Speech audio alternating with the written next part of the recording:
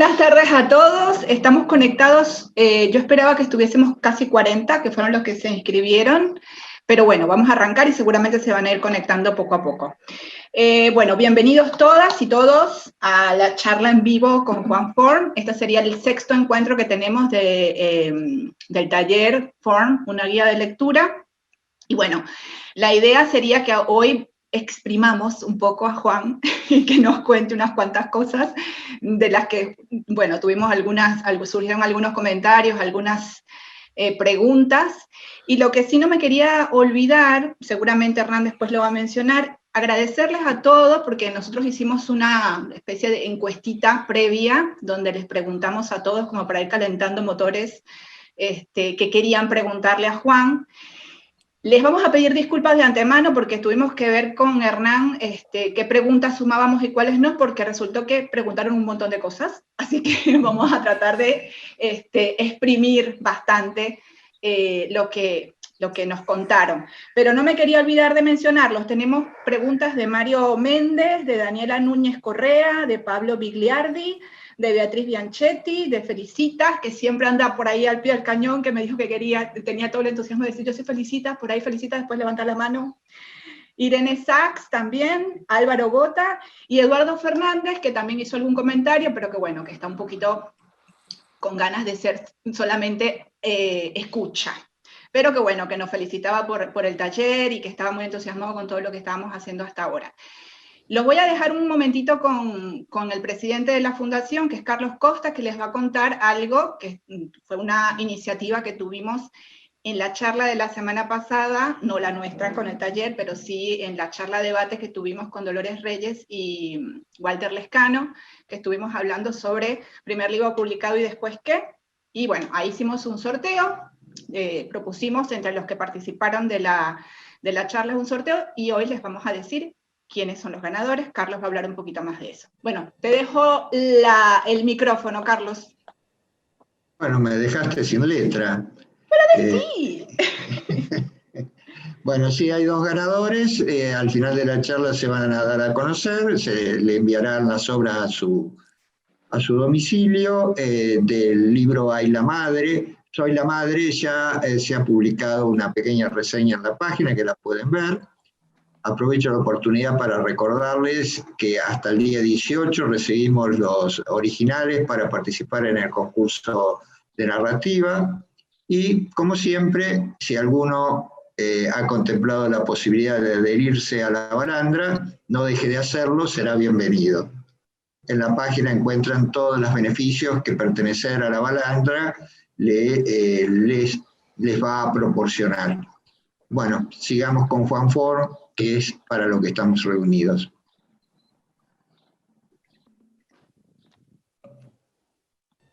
Hernán, todo tuyo. Bueno, muchas gracias. En primer lugar, muchas gracias por haber cedido Maumi y Carlos a esta idea de leer a Juan no solamente los viernes o no solamente en sus libros, sino la idea de la guía de lectura fue, Juan, yo creo que te lo comenté en privado, tomar las columnas tuyas y despegar de ahí hacia los autores que vos abordabas, ¿no?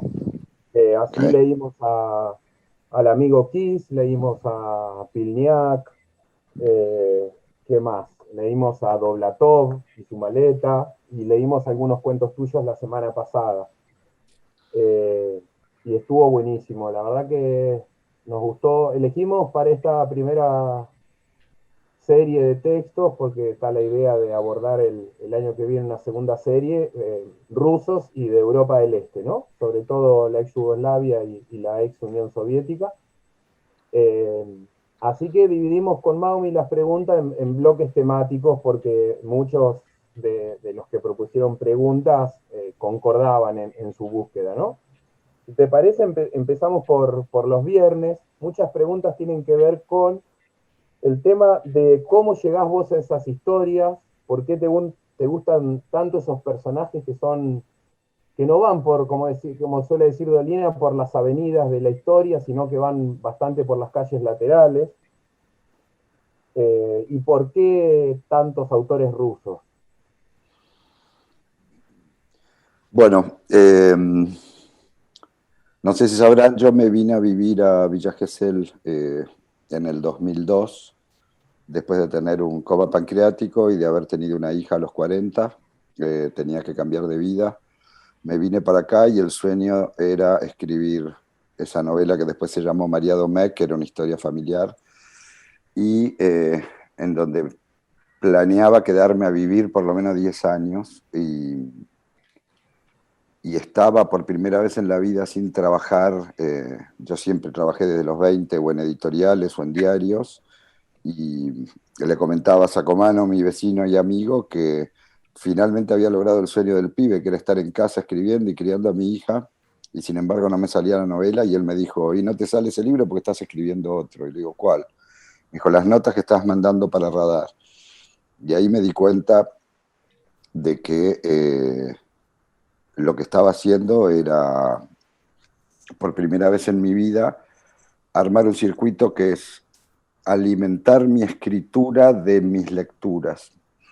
Eh, Cuando publiqué La Tierra Elegida con esos textos que salían en Radar, me quedé completamente vacío, porque el plan era, como les dije, quedarme 10 años en esa novela, pero cada vez que hablaba de las partes de mi enfermedad en el libro, me daba una puntada en el costado, que eran como señales inequívocas de que tenía que soltarla. Así que la solté muy deprimido, lo publiqué el libro y no quise ni hacer prensa, ni ir a Buenos Aires, ni nada. Y me fui a esconder, los del diario me escribieron y me dijeron, loco, hace 1 año y medio que no mandás una contratapa. No, yo mandaba en ese momento notas para Radar. Me dijeron, no mandás nada. Yo dije, bueno, denme una contratapa y me fui a esconder ahí. Miré mi biblioteca y dije, voy a leer todos los libros que me quedan leer en mi biblioteca. Yo creo que cualquiera de ustedes, cuando mire su biblioteca, va a descubrir que 2 de cada 3 libros que fue comprando no los leyó. Bueno, yo me di el gusto de dejar que todos los lomos de los estantes de mi biblioteca estén ajados, es decir, leídos. Y así empezó el proceso de las contratapas. Yo no tenía redes, todavía no tengo, de manera que no tenía la menor conciencia de la repercusión que tenían, y tampoco sabía muy bien hacia dónde iba. Y yo creo que la pauta de eso se nota en que semana a semana iba cambiando de tema de manera bastante esquizofrénica, ¿no? Podía escribir un ruso, después de una autobiográfica, después una de un brasilero, etcétera, etcétera. Lo que sí fue decisivo fue empezar a entender de qué quería escribir bajando a caminar a la playa. Es decir, yo creo que lo digo en una de las contratapas. Cuando un autor me llamaba de alguna manera, yo me preguntaba, ¿qué me dice? ¿Qué tengo para contar yo de esta historia? Y eso fue lo que fue definiendo un poco el perfil de las contratapas, y que lentamente se fue convirtiendo en, no sé cómo llamarlo, en un estilo, en un dispositivo, en una táctica de abordaje. Y en cuanto a los rusos, con el tiempo me inventé una historia para justificarlo, que es la siguiente. Creo que en el primer gobierno peronista mandaron a un tipo que después fue gobernador de San Juan, que se llamaba Leopoldo Bravo, a abrir la embajada argentina en la URSS, y el tipo compró una casa en Moscú. Se llevó para ser embajador, se llevó un matrimonio sanjuanino que fueran su mayordomo y ama de llaves, y esa pareja no podía tener hijos, entonces decidieron adoptar en Rusia. Y no sé si ustedes saben, pero cuando terminó la Guerra Civil Española, muchos niños o huérfanos o cuyos padres estaban en la clandestinidad, se los llevaron a Rusia y los educaron allá. Entonces, este mayordomo y esta ama de llaves adoptan a un niño, a un hijo de la Guerra Civil Española, y ese chico va creciendo y se va convirtiendo, va ocupando el lugar del padre, y lentamente, cuando el embajador Bravo se va de Moscú y cuando van pasando los embajadores, se termina convirtiendo en algo así como el alma de la casa, y también en un gran defensor de todos aquellos escritores y artistas rusos que estaban sojuzgados por el régimen. Entonces cuando cae la Unión Soviética y a este tipo le dicen que se tiene que ir, el tipo a España no va a ir porque no conoce a nadie, decide volver a la Argentina, va a San Juan, se da cuenta que en San Juan no pega ni con cola, y por esas carambolas de la vida termina viviendo en Villa Gesell, y yo lo conozco, y así se convierte en mi confidente y en el que me cuenta todas estas historias rusas que yo cuento después. Por supuesto, todo esto es mentira, pero es el escenario que a mí me funciona cuando me pongo a escribir de rusos para sentir que hablo de rusos con propiedad, aunque no sepa el idioma y ni haya pisado nunca Rusia. Muy lindo. O sea, la ficción sigue estando ahí. Hablaste de María Domecq, esa novela en la que te querías quedar a vivir, y que dijiste algo similar en la entrevista que hicimos, que se publicó en la página de La Balandra antes de arrancar. Y varias preguntas tienen que ver con María Domecq. A mí es, si me permitís la opinión, es de tus novelas la que más me gustó. Y una de las preguntas es si sabés si ese personaje sigue vivo, y qué era lo que hacía que te quisieras quedar a vivir en ella.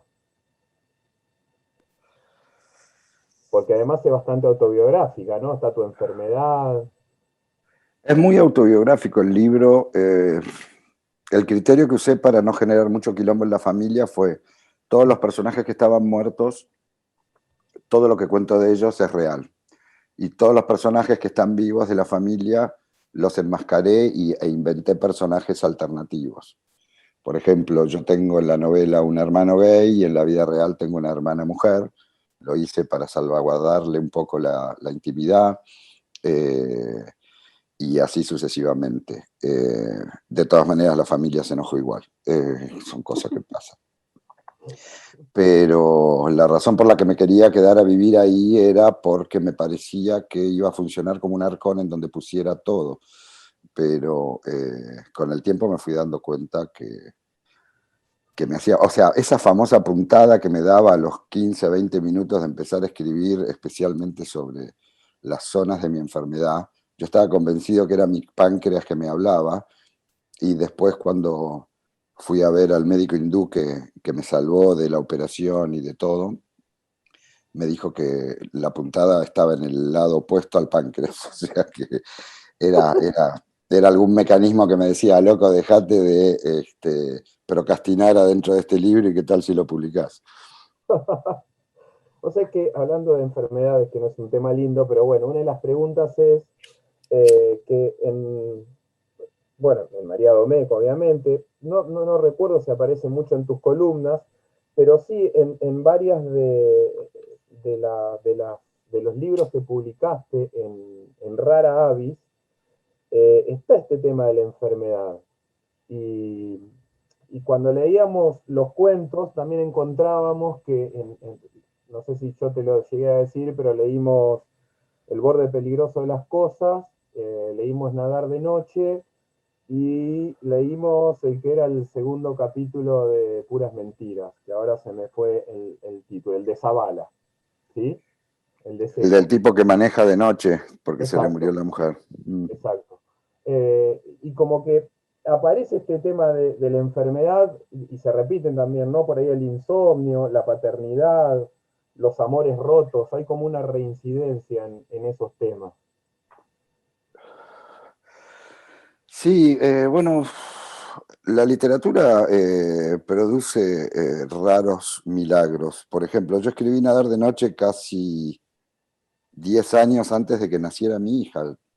O sea, mi padre había muerto cuando yo tenía 24, y ese cuento lo debo haber escrito más o menos a los 30.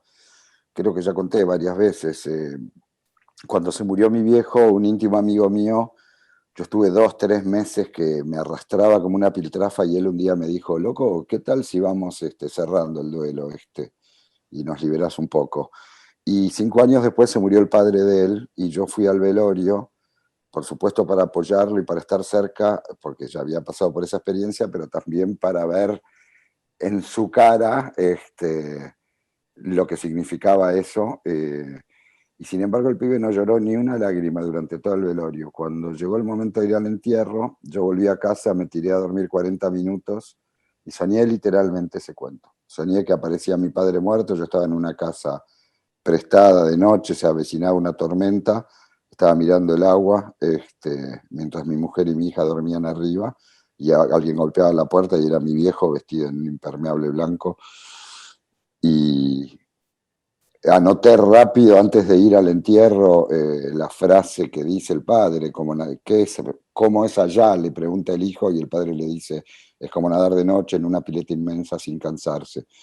Y fue el cuento que me resultó más fácil de escribir después, insólitamente. Después con el cuento del tipo que manejaba de noche dando vueltas e incluso toda esa novela, Puras Mentiras, que es la historia de un tipo que abandona la ciudad y se va a vivir a un pueblo de playa, también la escribí antes de venirme yo a vivir acá. Lo que demuestra que yo uso la literatura como campo de experimentación antes de probar las cosas en la vida, o no sé qué. Pero la cuestión es que lo que sí descubrí después de mis pancreatitis es algo que una escritora inglesa que se llama Sybil Bedford, después se los escribo en el chat, en un libro de memorias cuenta que los enfermos, todo aquel que estuvo enfermo sabe cómo tratar o cómo entender a otro enfermo. Es una especie de cofradía. Y una vez que pasaste por ese terreno, es como que ya sos ciudadano de ese país para siempre. Y por eso a mí me pasa que tengo muchísima empatía con los libros que tratan sobre la desgracia o sobre las desgracias de la enfermedad. Y me acuerdo que hace unos años, cuando mi amiga Mercedes Guraldes, que es la editora de MC y que fue siempre editora de mis libros, tuvo un cáncer y después de zafar del cáncer empezó a escribir sobre el tema y me preguntó si me animaba a leer el libro y le dije que para mí era un lujo ser su editor después que ella hubiera sido mi editora. Y me resultó, yo no tuve cáncer, pero me resultó muy fácil sentir empatía con todo lo que le pasaba y entenderlo de adentro. Yo creo que en el fondo he usado siempre a la literatura como el vehículo para empatizar con los demás.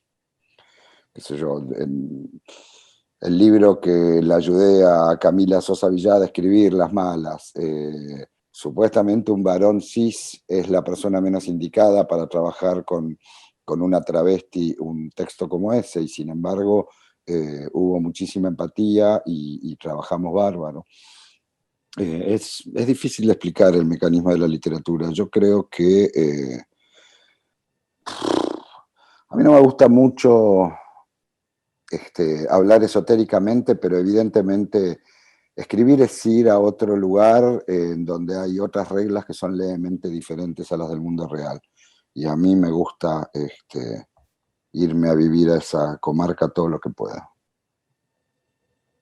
Bueno, tenía pensado seguir por el tema de los cuentos, pero acá una de las presentes pregunta si hay algún libro que no sea de tu autoría, digamos, de algún escritor en el que sí te quedarías a vivir o que te hubieras quedado a vivir en su momento. No tanto como autor, sino como lector. Bueno, recién les comentaba que estaba leyendo la biografía de Natalia Ginzburg. Natalia Ginzburg es una de esas escritoras. Hay muchos, por ejemplo, yo durante mucho tiempo pensé, si me tengo que ir a una isla desierta, ¿qué libro me llevo? Me llevo los diarios de Kafka. Todo el mundo piensa que Kafka es un bajón, es el rey del bajón. Para mí Kafka es más cómico que Chaplin, por momentos, por supuesto, más lírico que los poetas más líricos también, juguetón, pillo, y de una ética insobornable. Y después el otro escritor, desde hace muchos años ya cuando estoy triste, cuando estoy medio desconectado, cuando no consigo engancharme con nada, la cura es ir a leer 1 o 2 cuentos de Chekhov. Chekhov es seguramente, por lo menos en mi opinión, el escritor más sabio que existió. Qué lindo. Nosotros, como te dije, empezamos leyendo La maleta de Doblatov, seguimos por Danilo Kiss, después leímos un segundo cuento de Danilo, después leímos a Boris Pilniak y después leímos tus cuentos. Y hay algo en el de Pilniak que fue uno de los que más nos gustó, un cuento sobre cómo se escriben los cuentos, que trabaja mucho este tema de las formas, ¿no? Lo leímos junto con el primer capítulo de Zorro de Dubravka, que vos también escribiste una columna sobre eso. Uh-huh. Y nos gustó mucho el tema de todo lo que plantea desde, digamos, cómo uno se planta como lector creyente frente a lo que él te dice, no importa si sea ficción o una historia real, pero a su vez cómo trabaja las formas, ¿no? Y que es un poco también lo que vos hiciste en El borde peligroso de las cosas cuando, no me acuerdo en qué página está ahora, pero cuando dice que este que está acá soy yo, digamos, que ese narrador que entra, creo que es en la cocina o en el baño. Están en el baño, uno está dentro de la bañadera con una Exacto. botella de whisky y el otro está tomando merca, sí. Exacto. Y después dice, pueden buscarlo en la página siguiente. Digamos, esta idea de romper las formas, ¿no? Fueron dos cosas que nos gustaron mucho. El tema de las formas, no solamente el cómo, no solamente el qué. Bueno, es lo que en teatro se llama romper la cuarta pared, ¿no?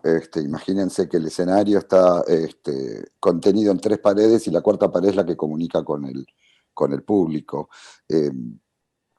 Hay una evolución de la literatura a medida que pasan los años o que pasa el tiempo para un escritor en su relación con el oficio, en donde le empieza a resultar indispensable mostrar los mecanismos, mostrar el revés de la trama, es decir, cómo arma las historias y no solamente mostrarles la historia. A mí eso me divierte mucho, pero, insisto, me parece que hay que encontrar siempre el equilibrio y la famosa frase de Truman Capote que dice que cuando Dios te da un don, también te da un látigo, para azotarte y para impedirte regocijarte demasiado en el don. Yo creo que soy un convencido de que el budismo en la idea de que no vivimos en un sistema binario en donde una cosa es la opuesta de otra o es el negativo de otro, sino que todas las cosas están conformadas por 2 partes complementarias, que en algunos casos generan chispas, pero que son complementarias. Y yo cuando escribo trato de hacer lo mismo. A mí me interesa mucho trabajar lo emocional, pero no hay nada que deteste más que la cursilería. A mí me gusta mucho contar una historia, pero me fastidian bastante los escritores que solo cuentan la historia y no se hacen cargo, digamos, no le ponen un anclaje subterráneo que le dé peso. Y así sucesivamente. De manera que siempre trabajo lo que yo llamo el pelo y el contrapelo de eso. Es a veces mostrar, a veces no mostrar. Por ejemplo, vos citabas recién Nadar de noche. Yo siempre digo que Nadar de noche es un cuento Gruyère, en el sentido de que está lleno de agujeros. Es un cuento que está hecho con lo mínimo indispensable genérico de una persona cuyo padre ha muerto que recibe la visita del padre muerto.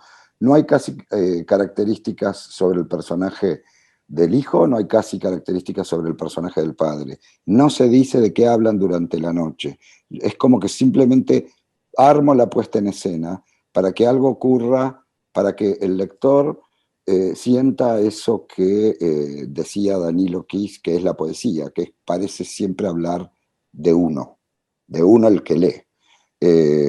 Entonces, yo tengo bastante conciencia cuando escribo del lector, un lector que me imagino como una cabecita sobre mi hombro que está escuchando lo que yo digo, o lo que yo estoy escribiendo, y que en donde dejo de dar lo mejor de mí, o en donde busco trampitas o mandar, escribir con piloto automático, lo pierdo. Pierdo su atención, pierdo su confianza, pierdo la verosimilitud y tengo que retroceder 2 pasos y ganármelo de vuelta al lector. Entonces, en ese sentido, me parece que en ciertos momentos mostrar la estructura, dar vuelta a la cosa, es una manera de darle más acceso a la trama al lector. Marcel Schwab decía que un libro no estaba terminado hasta que entraba en el interior del lector. El lector tiene un rol activo en la ceremonia de leer un libro.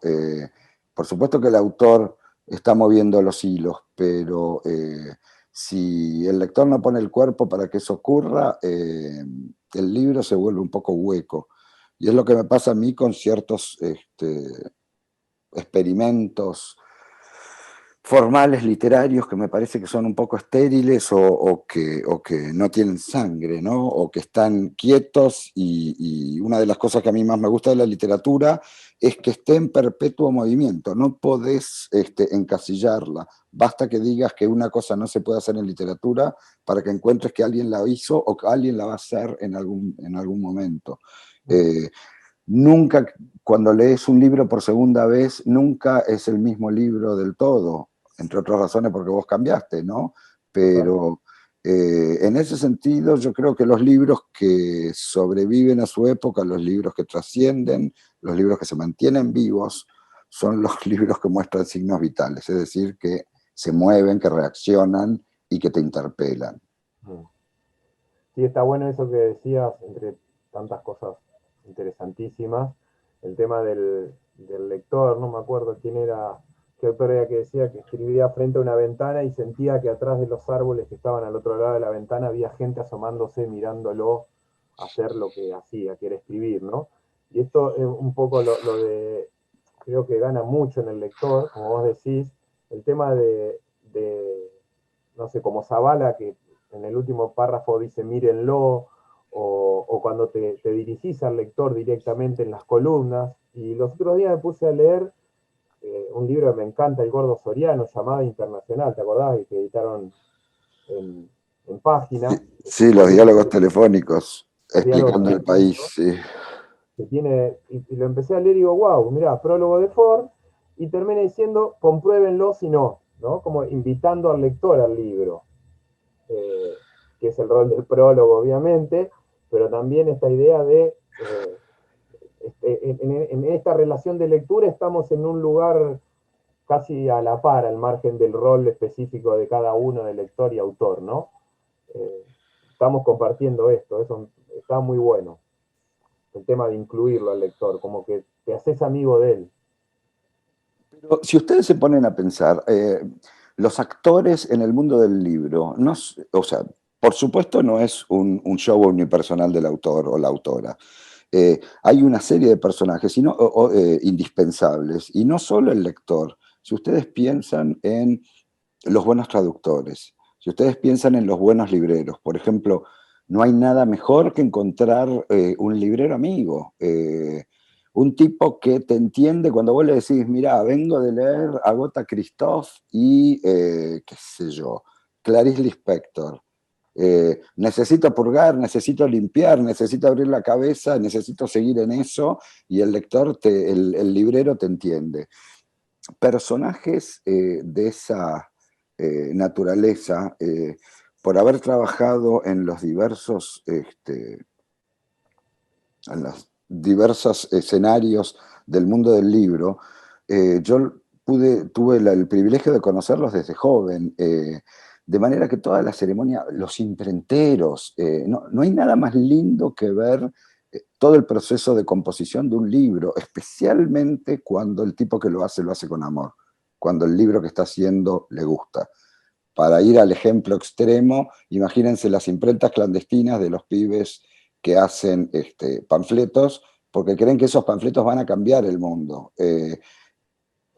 de esa manera, a mí me gusta pensar la idea de cuando tengo momentos mágicos de empatía con un librero, de sentir como que el tipo estuvo imprimiendo el libro en la trastienda de la librería, porque dijo, este libro le va a gustar a Ford, ¿me entendés? Esa clase de cosas a mí me gustan con locura. Sí, pasa también con, bueno, los bibliotecarios, digamos, ¿no? Hay toda una... Vos has dado unas charlitas ahí en la biblioteca de Gese, por lo que leí en algún momento. Hacías, ¿cómo era? ¿Cover literario le llaman? ¿Le Sí, llamaban? Pues, sí. ¿cómo era eso? Yo había donado, a mí no me entraban los libros que tenía cuando me vine y la verdad que había libros que sabía que no iba a leer más. Así que doné la mitad de mi biblioteca a la Biblioteca Popular de Gesell y en Gesell en invierno no hay cine. Y entonces yo necesitaba hablar con alguien, no tenía amigos cuando llegué a Gesell porque Sacomano iba y venía de Buenos Aires y la mitad de las veces que lo necesitaba no estaba.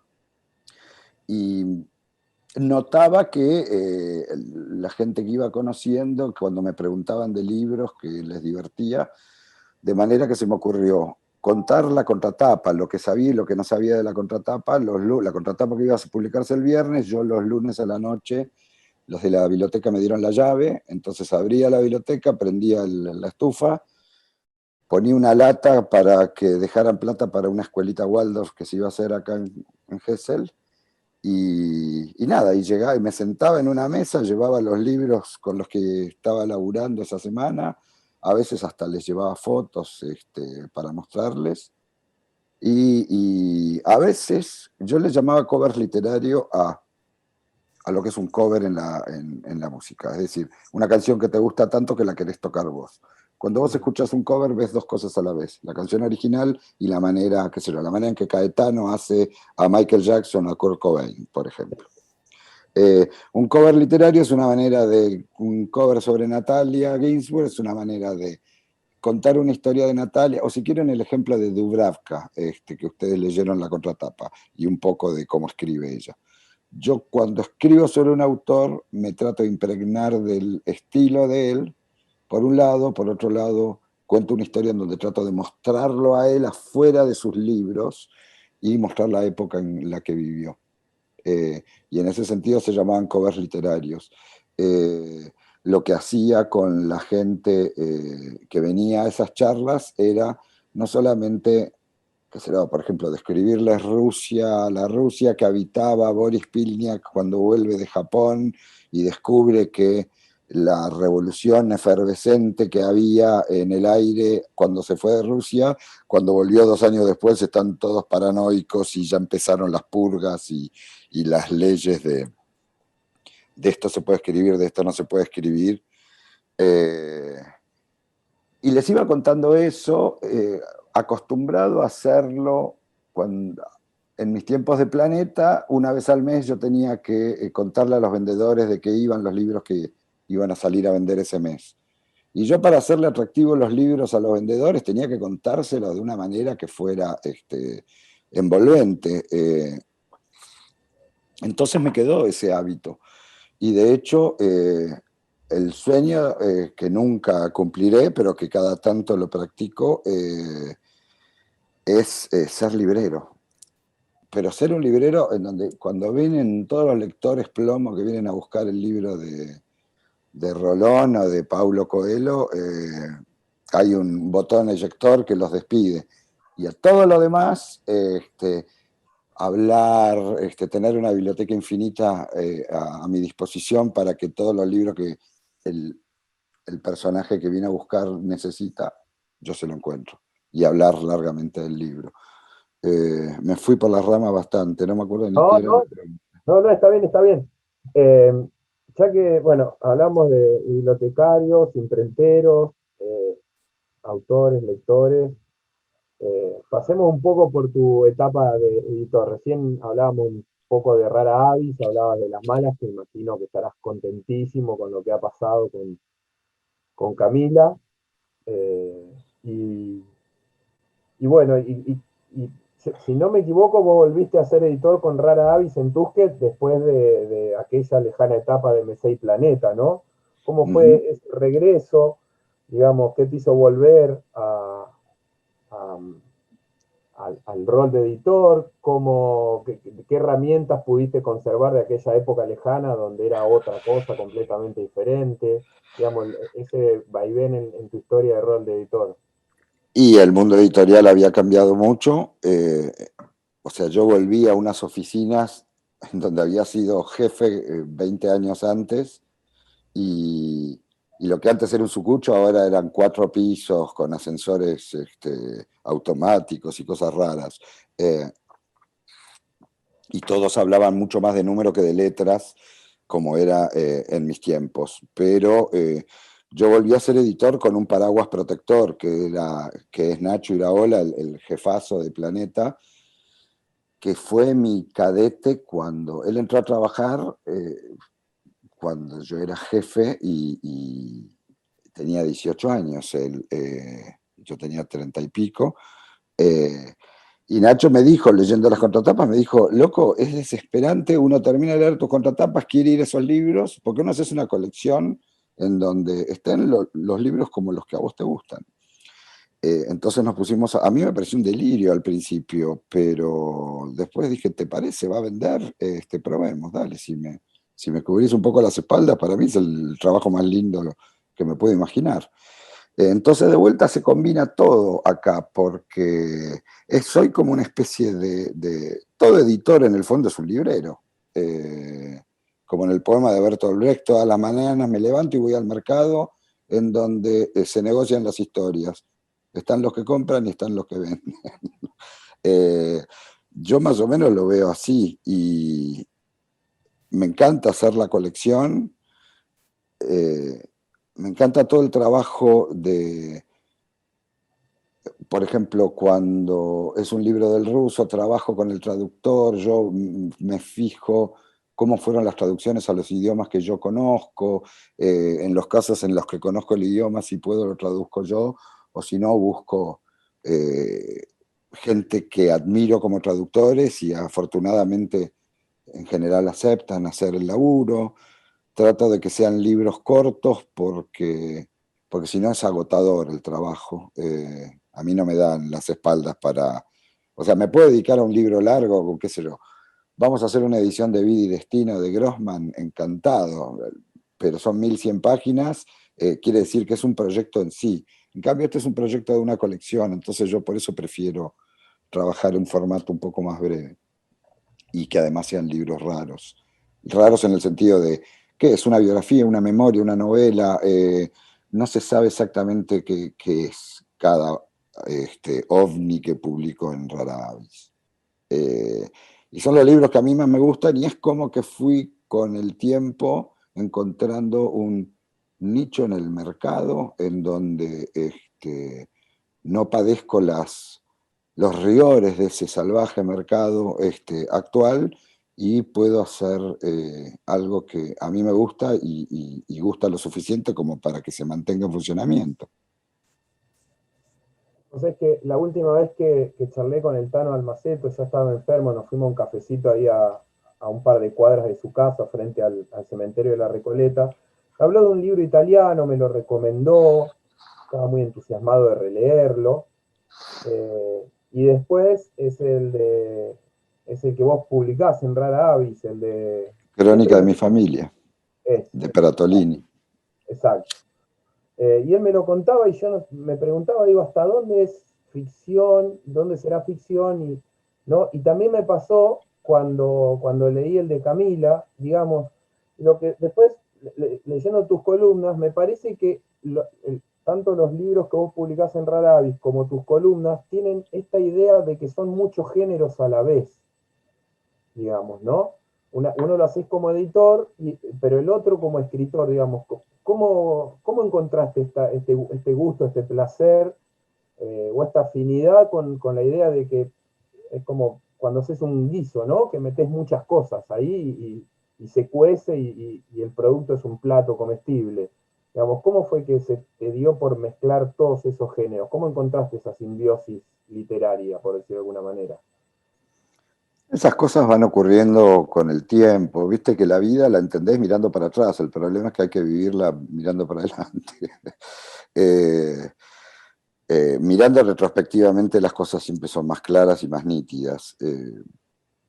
Tanto en la escritura de las contratapas, ahí convergen un montón de cosas. El ejercicio del periodismo, que a mí desde chico me gustaron mucho las revistas. Cuando hice Radar fue un poco el sueño del pibe. Yo devoraba desde el gráfico hasta el expreso imaginario. Me gustaban revistas de todo tipo. Hasta las literarias, que son horribles. Bueno, horribles Vale. no, pero se entiende. Y eso por un lado. Por otro lado, el mundo anglo tiene una combinación. Los escritores que escriben en lengua inglesa, que son de muy diversas partes del mundo, porque puede haber hindúes o japoneses o canadienses que escriben todos en inglés, ahí hay una naturalidad en la gente, en la gente del idioma inglés, para moverse entre las fronteras de los géneros sin tener que dar muchas explicaciones de esto es ficción, esto es autoficción, esto es realidad, esto es una memoria, no, es una crónica, no, es una biografía, no, en realidad es un ensayito. Nabokov decía que están las categorías literarias y después está la literatura, en donde no importa las categorías literarias, ¿no? Lo que hay que tratar al escribir es conseguir superar la barrera de las categorías para entrar al Parnaso de la literatura. Y yo trato de buscar esa clase de libros. Yo creo que en el laburo con las contratapas que se publican y que reciben, es muy impresionante, porque vos terminás de escribirla el jueves a la tarde, se publica unas horas después y empezás a recibir respuestas. Es muy directo y muy intenso eso, que, permítanme este paréntesis, para el escritor es tristísima la situación. Yo siempre envidié a los músicos o a los actores e incluso a los pintores, que tienen una relación tanto más directa con su interlocutor, ¿no? Con el espectador, con el tipo que se para frente a un cuadro, que si bien el pintor no lo hizo... o sea, el tipo no lo está viendo mientras realiza el arte. El actor o el músico tienen el público mientras realizan su arte. El pintor lo hace, pero puede estar parado en la galería y ver la reacción que le produce al espectador su obra. En cambio, el escritor está en un cuarto y el tipo la chica que lo está leyendo está en otro cuarto, en otro momento, nunca se cruzan, y el único momento en donde vos de verdad tenés algo para transmitirle al autor del libro es cuando lo acabás de terminar, y nunca tenés la posibilidad de tener al autor ahí delante. Y después, qué sé yo, yo a veces voy caminando por la calle y viene alguien y me dice, yo una vez leí una cosa tuya que me gustó mucho, ya ni me acuerdo qué era, ¿entendés? O sea, a lo mejor esa persona me quiso decir algo en el momento que hubiera estado bueno, ¿no? El equivalente del aplauso al músico cuando termina de tocar, pero nunca ocurre. De manera que con las contratapas, esa distancia un poco triste en la vida del escritor, que es el poco vínculo que tiene con sus interlocutores, se achica mucho con el ejercicio de las contratapas y con el rebote que hay en las redes sociales y el acceso casi directo que tiene el lector al autor. Entonces eso me hizo tomar conciencia también de a quién le hablo cuando elijo libros para publicar en Raravis, hablo con el traductor para ver cómo encarar la traducción, hablo después con la editorial para que entiendan la idea que tiene que tener el libro desde la tapa, cómo promocionarlo, si se puede decir promocionar a este laburo de hormiga, de contarle a los libreros, miren, ahora sacamos una novela china, pero en realidad la escribió un francés, que en realidad nunca escribió novelas salvo esta, y en realidad es un teatro de sombras. Parece una novela china que cuenta todas cosas reales y cuando te querés dar cuenta te vendieron un buzón. Escrita en 1912, parece posmoderna. se dan cuenta más o menos cómo yo trato de trabajar en distintos niveles, que es apelar al inconsciente colectivo, ¿no? Tocar diferentes lugares que yo sé que reaccionan. Si vos decís, un occidental, tratando de entender China, la China milenaria, esa que tenía la ciudad prohibida en el corazón de Pekín, a la que los extranjeros no podían acceder. Y mientras se viene una revolución desde el sur, estos tipos siguen viviendo como en el siglo XV, ignorando a los occidentales que están a su alrededor, quedándose con el resto de la China. Este jueguito yo te lo puedo hacer con un ruso, con un checo, con un brasilero, con un sanjuanino, en donde encuentro un libro que tiene radioactividad, trato de publicarlo en Rara Avis, trato de darle el envase y el tratamiento más digno, como si pudiera recibir en mi casa a Maradona una noche, ¿entendés? Otra noche a Charlie. ¿Cómo te preparás vos para recibir a la persona que más querés en el mundo, que más alegría te dio en el mundo? Bueno, más o menos yo hago eso en Rara Avis, humildemente, y yo creo que los libros trato de elegirlos de tal manera que gusten en el nivel Luis Chitarroni, digamos, lector exquisito, y en el nivel mi amigo el negro César, que es guardavidas acá, que terminó el bachillerato por influencia e imposición de sus amigos a los 30 y pico de años, y que lee esas contratapas cuando salen publicadas en el diario de Mar de las Pampas, que en realidad sale una vez al mes, y el negro viene y él no tiene ni idea ni de quién es Dovlatov, ni de quién era Nikita Khrushchev, ni nada, pero algo entiende de la historia, porque me dice, claro, estos rusos encontraban en el vodka la salida del laberinto, ¿no?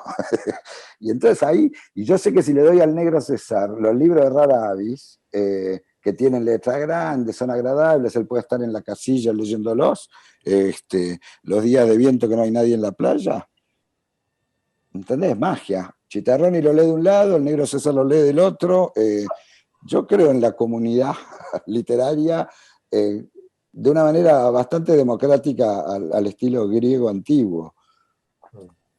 Está bueno. No, pero mis enemigos, mis aliados son los libreros y todos los frikis a los que los libros les vuelan la cabeza.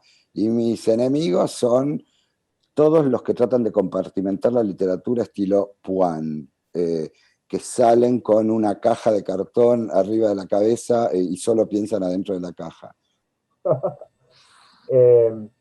Hablando de esta multiculturalidad, de que pasás por diferentes países y por diferentes autores, una cosa que nos sorprendió mucho, que yo lo había encontrado cuando leí por primera vez al cuento La marrana que devora su camada,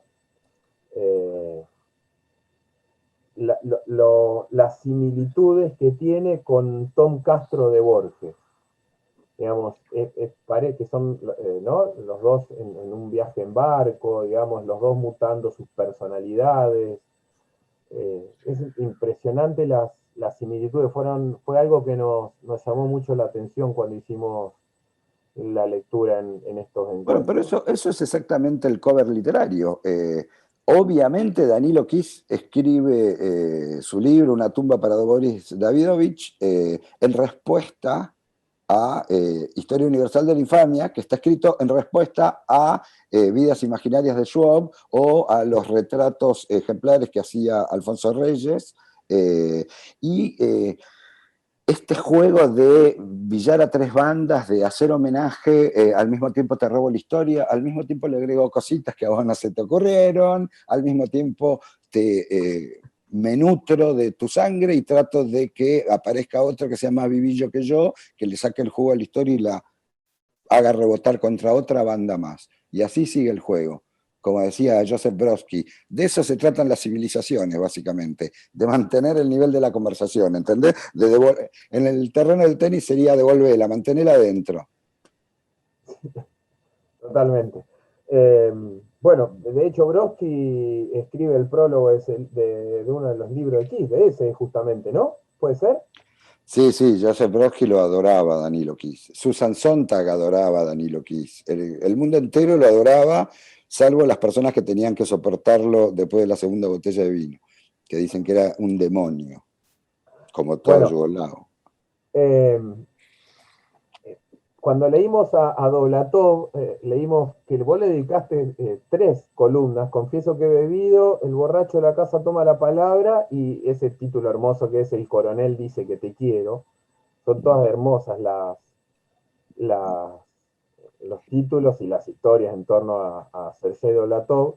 Y bueno, Danilo también, y después están los Yurodivi, están ¿cómo eran los bebedores del tren? Se me fue ahora. Ya me olvidé, pará. A ver si alguien se acuerda. Ah, Zapoy, los Zapoy, exacto. claro. Es genial la de los Zapoy. La de mezclar aceite, veneno de rata. Digo, qué fuerte el impacto de las costumbres de cada estas culturas, ¿no?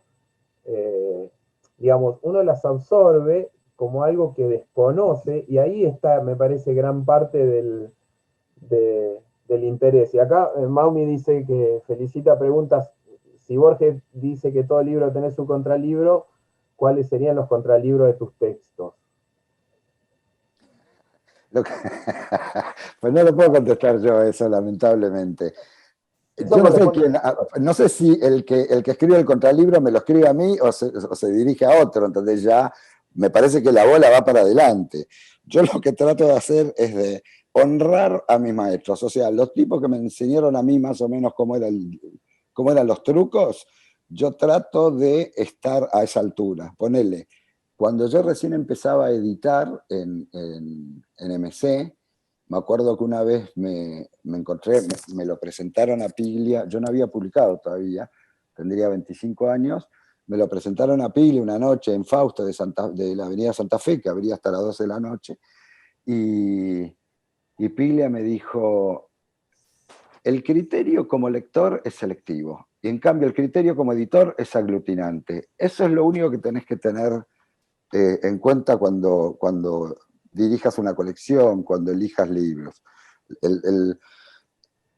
Qué sé yo tengo recuerdos de diálogos memorables, de frases memorables de muy distintos maestros, qué sé yo, de Juarros el poeta, de Abelardo Castillo, de Piglia, de Miguel Briante, de Rabanal, de Timerman, yo me acuerdo cuando Timerman lo fui a ver y le dije, me ofrecieron radar, dame un consejo, y me dijo, escribí una buena nota cada número y después despreocupate del resto, porque la gente de lo que se acuerda es de lo mejor del suplemento. Si el suplemento tiene una nota buena cada suplemento, va a estar bueno.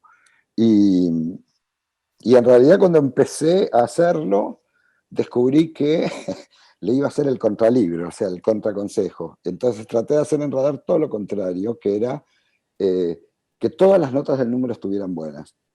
Y me acuerdo un día que Tito Cosa me contó que él recibía Radar todos los domingos con página y que le daba un poco de mal humor que Radar fuera tan moderno, y entonces que él siempre encontraba notas buenas para leer, pero que otras cosas las pasaba de largo. Y que un día se fue al dentista con un Radar, el dentista lo hizo esperar un montón y no le quedó más remedio que leer todas las demás notas del suplemento. Y dijo, está bueno, no entiendo de qué hablan, igual que el negro César, no entiendo de qué hablan, porque era una nota de música electrónica, por ejemplo, pero me gusta cómo me cuentan el cuentito. El negro César, un paréntesis, es ese que vos metés en una columna que estás sentado contra el lugar donde está el bañero y estás leyendo así protegido del viento y él se asoma de arriba y te da una definición literaria genial. Ahora no me acuerdo cuál es la columna, creo que es una de las que Sí, es el que le bastante. dice, ¿qué estás leyendo? Y yo le digo la biografía de un escritor y me dice, o sea, la biografía de un escritor es como la historia de una silla, ¿no? O sea, todo esto con el viento. Por supuesto, es toda mentira, o sea, es un composite. Tengo varios amigos guardavidas, mi preferido es el negro César, entonces yo al negro César lo he convertido en un personaje, un envase en donde entra todo lo que sea guardavida, guión, sabiduría, el negro César. Bueno, acá uno de los presentes envió sus preguntas y dice que está leyendo Frivolidad y que le gustaría, hablando de lo autobiográfico, ¿no? Saber si hay algo autobiográfico como fuente de ese mundo de élite que describe. Bueno, yo fui al Newman. Creo que con eso está todo dicho. Me divertí un montón. Yo detesto ese libro, Frivolidad, porque lo escribí en la época en donde yo era más estúpido y más frívolo, la verdad, que fueron los años menemistas. En algunos ambientes sigo purgando por 5 años de mi vida, por la imagen que di durante 5 años de mi vida, que me la adjudican como si fuera yo eso. Y en realidad eso fue nada más que una manifestación general de estupidez como fueron los principios de los 90. Pero el primer capítulo en donde traté de construir la historia del Newman adaptada por mí y tomada un poco a la chacota, trata de ser bastante fiel a lo que fue el Newman. El colegio que yo invento se llama Saint Ethan's. Después escribí una columna sobre Macri, mucho antes de que fuera presidente, hablando de los Newman Boys, y donde terminé de saldar cuentas con ese ambiente. Es muy autobiográfico la parte de venir de un ambiente de élite y tratar de sentir, yo no soy de acá, yo no tengo nada que ver con esta gente, ¿por qué estoy acá? ¿Cómo hago para irme? Bien, y después también hay dos preguntas sobre Ningún hombre es una isla, que ayer vos sabés que leí un cuento, no sé si lo leíste, José Saramago, que se llama algo así como El cuento de la isla, que es un hermosísimo cuento, que él donó todas las regalías a Haití, cuando había tenido creo que fue un tsunami terrible, que devastó, que se sumaba al hambre, ¿no? Y bueno, y presenta esta idea del hombre como una isla. Es un personaje que sale a buscar, que quiere un barco para salir a buscar una isla, pero bueno, es el barco el que termina llamándose la isla. Y las preguntas hay dos preguntas sobre la isla, que ahora se me mezclaron los papeles, ya las voy a encontrar. Esperame un cachito. Yo me fumo y te hace efecto a vos. ¿Viste? Bueno, una era acá que relacionaba a uno de los chicos, relacionaba a Kafka con Ningún hombre es una isla. Y el otro, bueno, no lo encuentro, ya lo voy a encontrar. Era una chica, una señora, que hablaba de esto. Bueno, si está acá que me pase la pregunta, quizás no la imprimí. Pero bueno, ¿de qué va Ningún hombre es una isla? Bueno, la frase viene de un sermón que dio un reverendo inglés que escribía como los dioses, esos pastores anglicanos que publicaban sus discursos. La descubrió Hemingway y la han usado unos cuantos para sostener que todo hombre es una isla o para sostener que ningún hombre es una isla. A mí me gustó como título la idea de esto de vuelta, la idea de comunidad.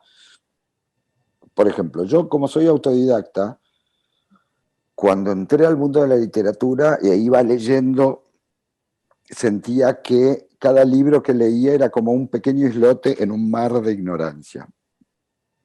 Y a medida que fui leyendo libros, fui viendo cómo iban saliendo más islotes, entonces había menos distancia de un territorio al otro, menos mar de ignorancia entre una cosa y la otra, y de pronto empecé a verlo como un delta, en donde todo está relacionado y donde hay circulación ya no es el agua ya no es un mar de ignorancia, sino que es lo que permite la circulación.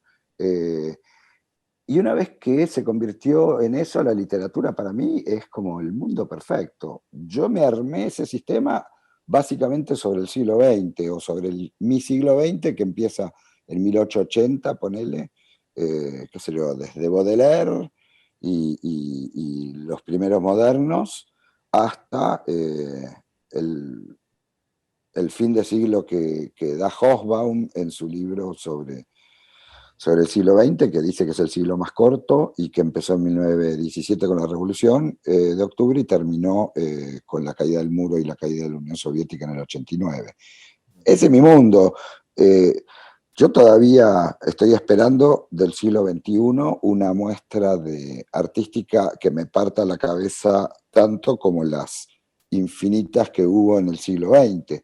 Hasta ahora la única experiencia artística integral siglo XXI que yo he experimentado es la tercera parte de Twin Peaks, la tercera temporada de Twin Peaks de David Lynch, que es una masa. En realidad es algo nuevo, de verdad. Encontró el formato, hizo algo que yo me caí de espaldas. Pero musicalmente, literariamente, yo todavía no vi a nadie. Bueno, sí, hay un escultor hindú que se llama Anup Singh, que hace unas cosas gigantescas con elementos naturales o con efectos como espejos o con humo, y hace unas cosas increíbles, pero así integral que vos digas, este va a ser uno de los grandes artistas del siglo XXI. Por ahora, Twin Peaks, David Lynch, tercera temporada, si se la aguantan, porque cada capítulo uno más raro que el otro. A mí me parecen espectaculares. El negro César no sé si le gustaría. Acá respecto, se me había pasado un mensaje. Bueno, encontré la pregunta y era justo lo que contestaste, porque iba a eso, a la fuente de nutricia, digamos, que es una palabra que solés usar de esos textos. Un comentario que decía, viste que Juan Villoro decía que la crónica, dice que la crónica es el ornitorrinco de la prosa, y que sería una gran felicidad, dice, felicitas, que la literatura devenga ornitorrinco de las letras. ¿Qué te iba a decir? La verdad que el ornitorrinco es la literatura, como decía Nabokov, o sea, da igual, es ornitorrinco, es camaleón, es un poco, es todos los bichos. Si les divierten los bichos, hay dos mujeres que escriben maravillosamente bien de bichos. Una es nuestra Eve Ward, que de hecho estaba escribiendo un libro de animales cuando se murió. Y estaba como loca juntando enciclopedias de animales y esas locuras que le agarraban. Y la otra es la poeta norteamericana Marianne Moore, una enanita de 1,40 m que usaba unos sombreros capelina como si fueran ovnis, y que escribía unos poemas de 4 o 5 renglones sobre distintos animales.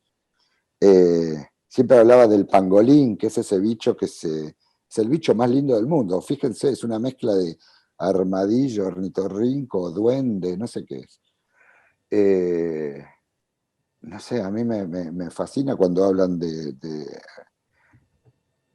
esas especies que mutan o esos... ¿Vieron cómo es la evolución de las especies? Las especies mutan de acuerdo al el ambiente que las rodea. Y una de las cosas que más me gustan a mí de la literatura es cómo reacciona ante las circunstancias de la realidad que la rodean. Y lo que hace un escritor en un libro, una escritora en un libro, es precisamente eso, en el mejor de los casos. Mostrar cómo reacciona la literatura ante un estímulo de la realidad. Acá hay una pregunta, dice, necesito sacarme la intriga. Flaubert decía que las perlas no hacen al collar, sino el hilo, que es una frase con la que vos terminás una de tus contratapas, y pregunta, en Vidas Paralelas de Plutarco, ¿cuál es ese hilo que hace de esa obra un collar de perlas? Que encima son un montón de tomos, ¿no? Hay dos personajes yo no soy un experto en literatura antigua o en clásicos griegos, ni mucho menos, soy tan turista como ustedes. Pero hay dos tipos que para mí son los más pillos. En realidad todos los griegos eran bastante pillos. Lo que pasa es que no nos enseñan a leerlos como si estuvieran vivos. La verdad que si nos lo... A mí las pocas veces que me metí en algunos textos clásicos griegos guiado por alguien y le vi la gracia, la verdad que son tremendamente pillos. Pero los dos que más me divierten son Heródoto y Plutarco, porque hacen un poco esto que a mí me gusta, que es contar la vida de alguien, un poco con la confianza con la que uno habla en el velorio sobre el muerto, ¿viste? Cuando ya llevas 6 horas en el velorio y te juntás con alguien y empiezan, te acordás cuando tal cosa y cuando tal otra,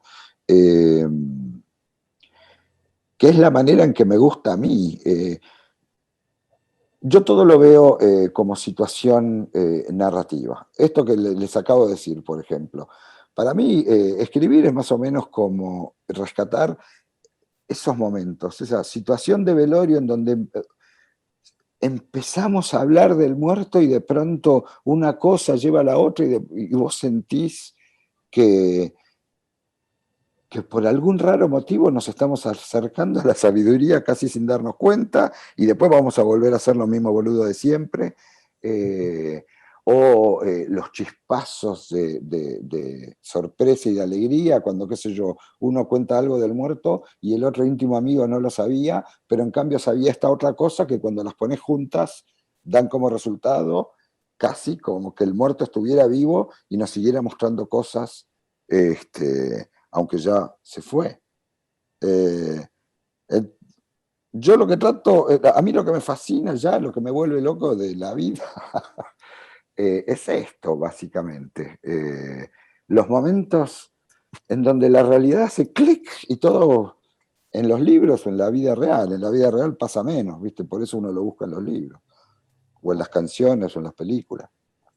Recién hablabas de que no encontrás en el siglo XXI todavía lo que encontraste en el siglo XX. Otros días tuve una hermosa charla con Ariel Dillon, el traductor, Sí. y hablábamos justamente de esto, de por qué ya no está ese espíritu experimental de ciertas cofradías del siglo XX, ¿no? Uno piensa que eso, que no, Perec, Cortázar, los surrealistas, la generación beat, el Catap en Estados Unidos, digamos, tiene que circunscribirse, según tu opinión, digamos, a una época histórica de la humanidad. Ya si lo repetís quedás como un snob que no tiene herramientas, entonces repetir un espíritu experimental no se puede, digamos, ¿cuál No, sería? para mí es así. Puede ser old style o puede ser contemporáneo.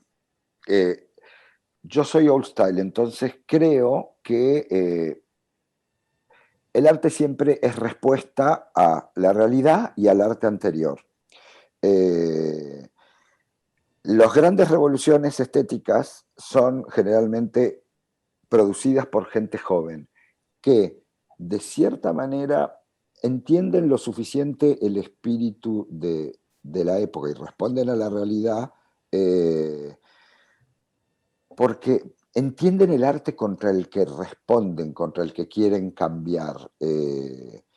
Y me parece que ahora el enemigo es más difuso y los medios a disposición son muy variados y muy distintos.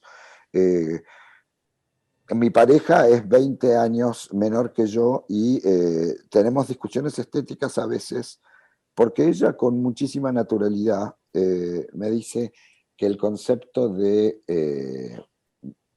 gran arte que rigió en el siglo XX, esta cosa del artista ambicioso de querer hacer la gran novela argentina, la gran novela americana, la gran revolución artística, el nuevo surrealismo, la nueva Nouvelle Vague, y bla, bla, bla, los nuevos beatniks, lo que sea,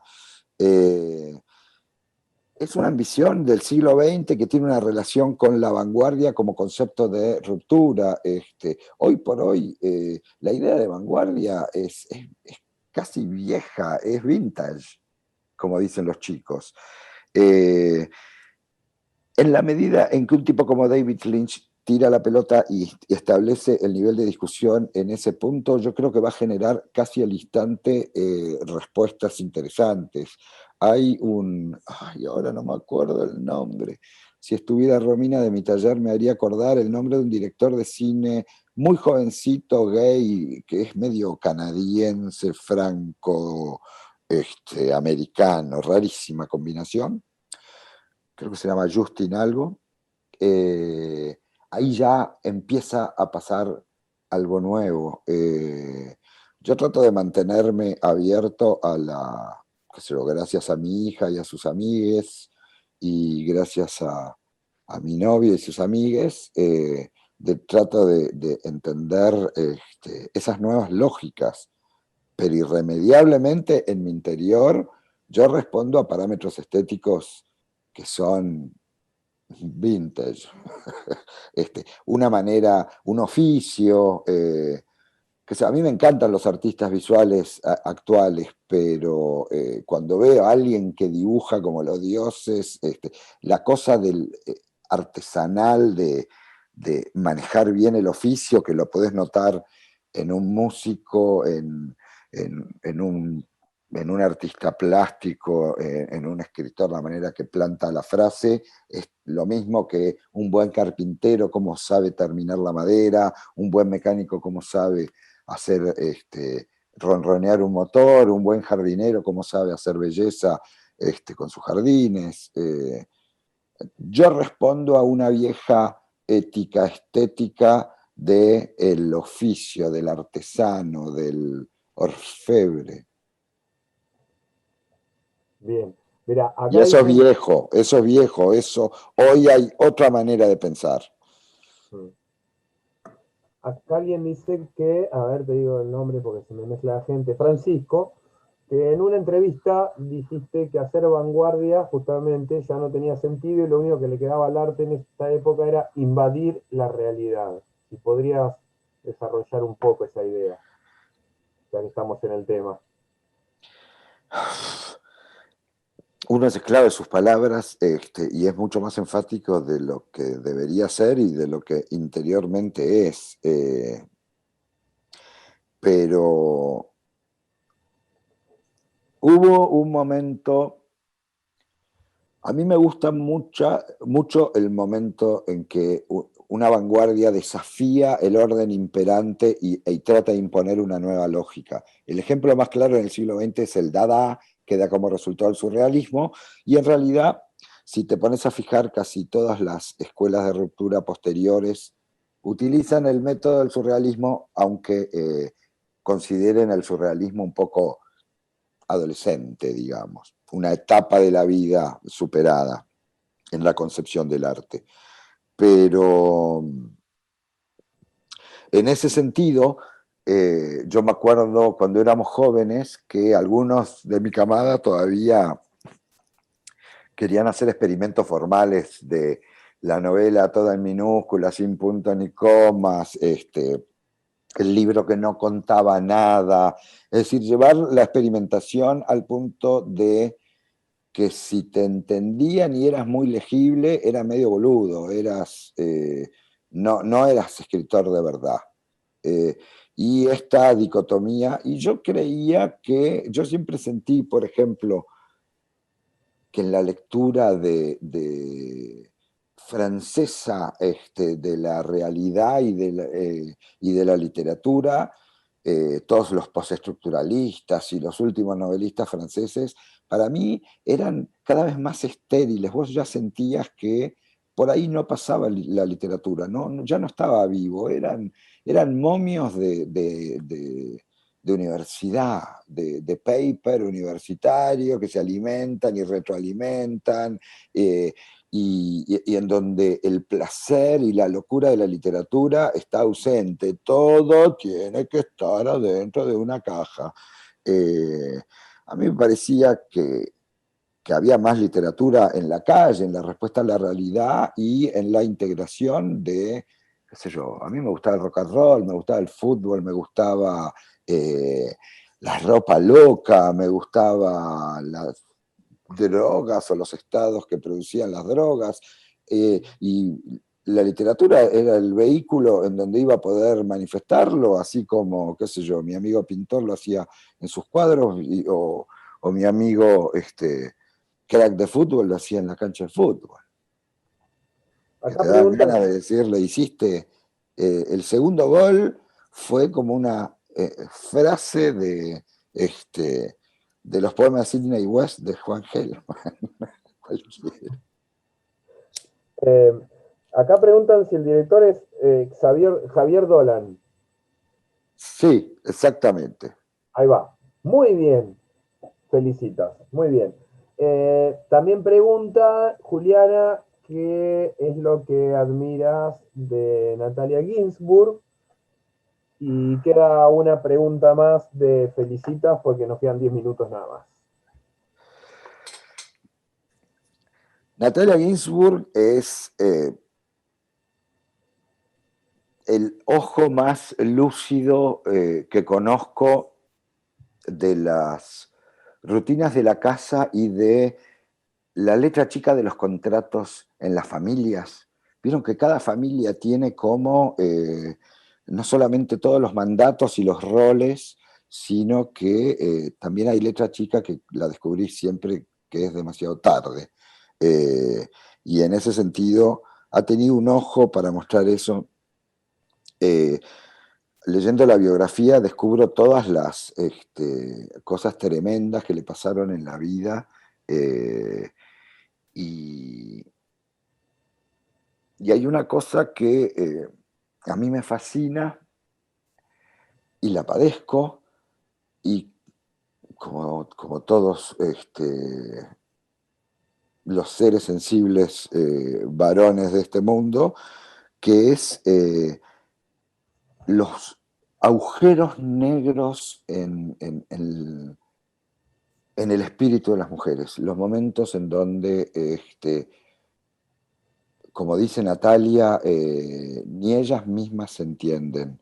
El nivel de honestidad que tiene Natalia Ginsburg en un libro que se llama Las pequeñas virtudes, y otro que reúne sus ensayitos y que se llama Las tareas de la casa, son dos libros que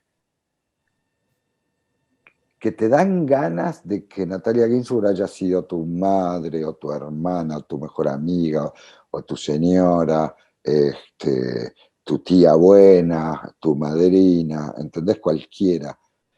Esos escritores o escritoras que como son capaces de cumplir tantos roles tutelares cuando los lees, que te envuelven de tal manera, a mí me fascinan. Y se puede decir lo mismo de, qué sé yo, de García Márquez o de Nadezhda Mandelstam o de infinitos. No sé, yo miro este invierno, la pandemia, puse la cama le tuve que habilitar el cuarto a mi hija que volvió de Buenos Aires, y tengo un solo cuarto, entonces me puse la cama enfrente tengo una pared entera de biblioteca, y fue la primera vez que dormí frente a mis libros, y fue una sensación tan agradable mirar los lomos y tener así flashes de qué bueno Doblatov, qué bueno Pavese. Qué bueno. En la entrevista vos me dijiste que en algún momento no habías sabido defender tu tiempo para escribir. Entonces preguntan por qué utilizar el término defender, o en todo caso, de qué te defendías, si te seguís defendiendo ahora. Y yo en su momento pensé, bueno, le gusta mucho mirar fútbol, pierde el tiempo mirando fútbol o series, y después dice, ¿por qué no lo dediqué a escribir o a leer? ¿No? Que es el término ese que usaste cuando tenías el golpecito acá al costado. Sí, de todas maneras yo esa frase o esa idea la relacionaba más con mi vida en Buenos Aires, en donde tenía obligaciones laborales y no sabía salirme de la oficina. Yo entré en una oficina a los 20 años y salí en camilla cuando tuve el coma. Si no, no salía, porque estaba completamente adentro de la maquinaria, y cuando sos joven es más fácil robarle tiempo a las estúpidas responsabilidades para escribir, si tenés un trabajo intenso.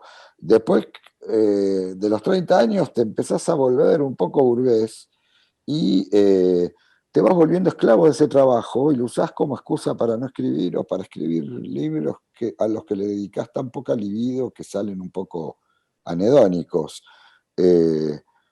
Esto dicho desde yo creo que me saqué de encima unas cuantas mochilas. También me saqué de encima la mochila de ¿qué estás escribiendo? O tengo que escribir un libro que sea mejor que... de pronto descubrí que la manera de escribir que tienen los poetas es mucho más linda. Los poetas escriben un poema y después escriben otro poema y después escriben otro poema y la idea del libro es mucho más difusa para ellos. Para ellos es escribir el poema, terminar el poema. Y yo encontré en las contratapas ese vehículo. Hay veces que digo que soy esclavo de las contratapas y que debería sentarme a escribir un libro. Y después digo, ¿por qué? Si todavía está vivo el formato para mí, puedo seguir experimentando y haciendo cosas.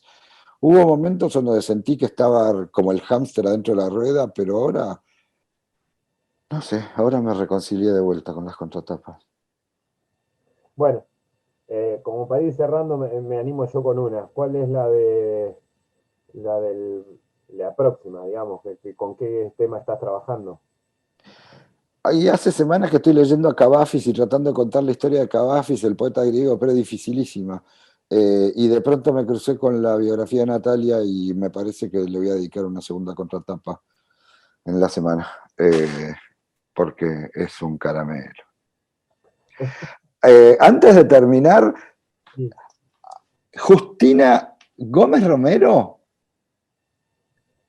¿sos Justi la que yo conocí cuando era una niña? Si querés decírmelo por vía privada. Hola Juan, desde New York, ¿cómo estás? ¿Es verdad? ¿25 años después o 30 o lo que sea? ¡Wow! Saludos. Bueno, No, nada, era eso. el mundo es un pañuelo. Unimos Juan, gente, mirá. ¿Ah? sos como Franco Bañato, gente que busca gente, ¿te acordás?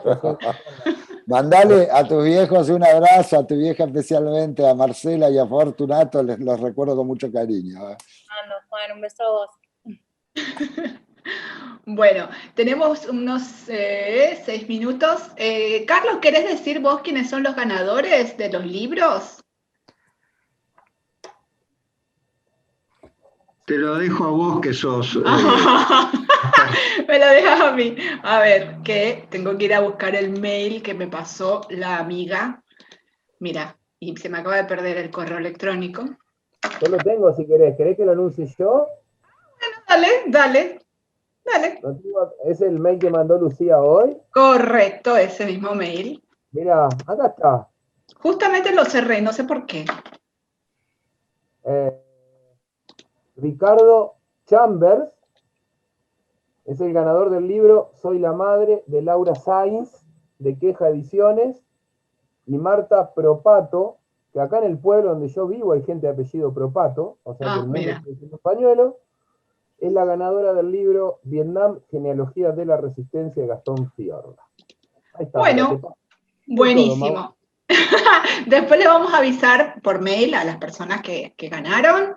Bueno, Juan, muchísimas gracias por tu tiempo. La verdad estuvo buenísima la charla, yo la disfruté un montón. Espero que todos los que estén acá también la hayan disfrutado bastante. Recuerden que ahora, enero, febrero, todavía no lo definimos, Hernán, eso después lo vamos a ver. Va a ser la segunda parte del taller Form, una guía de lectura. Vamos a estar viendo otros textos. Y bueno, ya veremos cómo nos seguimos navegando los textos de Juan y seguramente los vamos a aprovechar y disfrutar un montón.